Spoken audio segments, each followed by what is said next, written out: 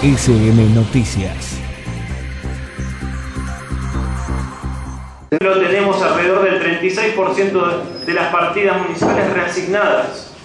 con lo cual no sé, yo no tengo ningún problema en no acompañar esta rendición, pues no acuerdo cómo se rindió, y tampoco acompañé el presupuesto, pero quienes votaron un presupuesto para que tengan distintos porcentajes las distintas secretarías, les comunico que el 36% fue reasignado. También quiero mencionar que los presupuestos municipales, o los presupuestos del Estado en general, y esto no es ilegal, digo, y lo quiero remarcar para que después no nos tilden de lo que nos estamos acusando de cosas ilegales, no es ilegal. Los presupuestos municipales, provinciales, nacionales, están para ejecutarse, porque eso significa que es inversión del Estado que no llega a quienes necesitan. Y en Vicente López se viene dando desde hace años una subejecución, por suerte cada vez menor, pero que sigue existiendo. Y que eso incluye también un plazo fijo de 423 millones de pesos, que no está especificado en qué banco. Yo creo, supongo, y actúo de buena fe que estará en el Banco Provincia, y no como otros, como por ejemplo, de 8 millones de pesos que están en una cuenta del Banco Galicia, al cierre de este año, al cierre del año que estamos tratando. Por lo cual, me parece también que es difícil acompañar un presupuesto que no ejecuta todo lo que tiene que ejecutar para resolver los problemas de los vecinos. Y también aclarar, porque por ahí se dice que después se está reservando para alguna obra específica, dado la enorme soledad en la que se encontró durante 4 años y transitando el desierto este municipio, que cuando uno quiere guardar fondos para una obra específica, lo guarda en una cuenta específica, especificando a qué se va a dedicar eso. También, digo, yo sé que a veces es difícil pensar en lógica del Estado y no en lógica de empresa, pero si uno invierte todo lo que tiene, soluciona mayor cantidad de problemas. A menos que esté augurando una gran crisis generada por esa enorme transferencia de recursos a los sectores más concentrados, que quizás ahí por ahí tiene alguna explicación este plazo fijo. Luego, también, en este abandono absoluto que viene recibiendo hace años el municipio, no se ejecutaron 9.450.000 pesos para viviendas sociales, que sabemos que están con problemas con la empresa constructora, al cual se lo transmitimos también al intendente, que por lo menos de parte mía y de muchos concejales estamos dispuestos a anular ese contrato, a acompañar la anulación de ese contrato, a hacer una nueva licitación para poder finalizar las obras, pero hay algo que funciona en la gestión pública, en la administración pública, que es cuando no se rinde y no se certifica la obra para la cual se le envió el dinero, no se le sigue enviando más dinero. Por eso no se le envió más dinero durante el año pasado de parte del Plan Federal de Viviendas, porque no se entregó ni un certificado de estos 9.450.000, que no quiero decir que se fueran a ningún lado, siguen estando ahí en una cuenta, y por eso lo pudimos ver, devaluándose en vez de ir a ladrillos para viviendas sociales como está estipulado. Por otro lado, también, siguiendo en la línea de la soledad absoluta en la cual se encuentra el gobierno municipal hace años,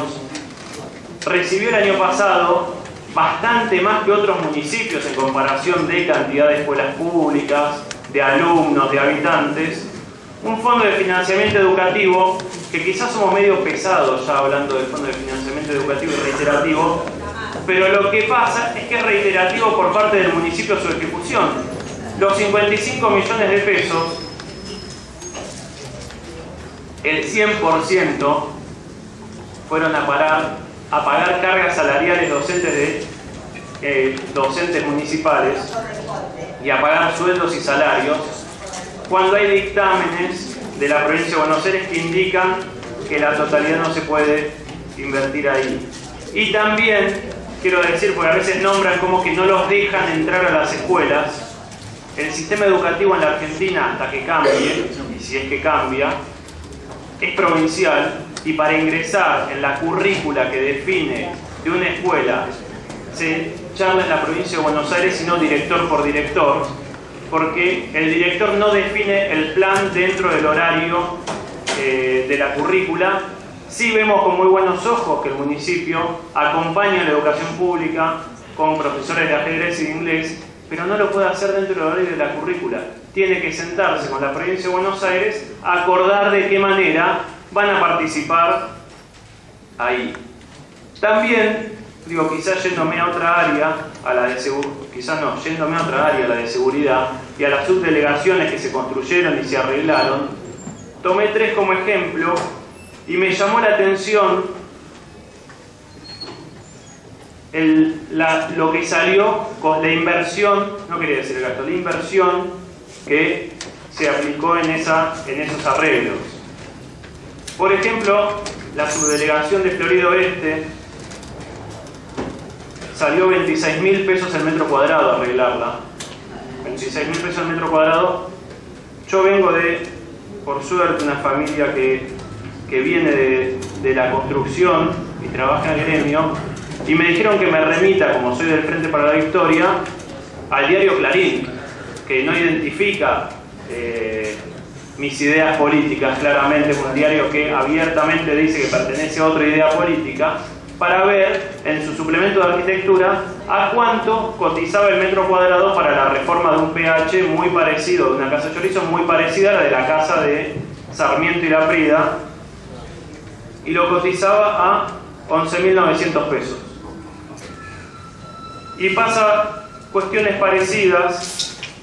con menos margen, en la Plaza de los Trabajadores, en la Plaza Almafuerte, donde se construyó por 21.800 pesos el metro cuadrado y por 21.079 pesos el metro cuadrado. Y me fijé en agosto, no cuando se licitó. Se licitó en marzo, me fijé en agosto, que fue cuando efectivamente las empresas cobraron esto. Un galpón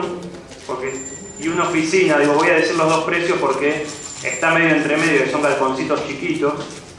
y oficinas.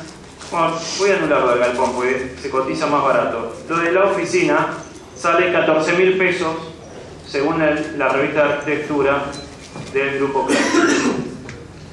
Eso me llama la atención. De la misma manera que me llamaron la atención muchos proveedores del municipio, y algunos de ellos que cobran vía Canal Rojo, no sé lo que es, pero dice un cartelito Canal Rojo en algunos. Calculo que será importante pagarle más rápido que otros, pero dice Canal Rojo, digo, y es objetivo, y me parece que sería bueno que lo aclaren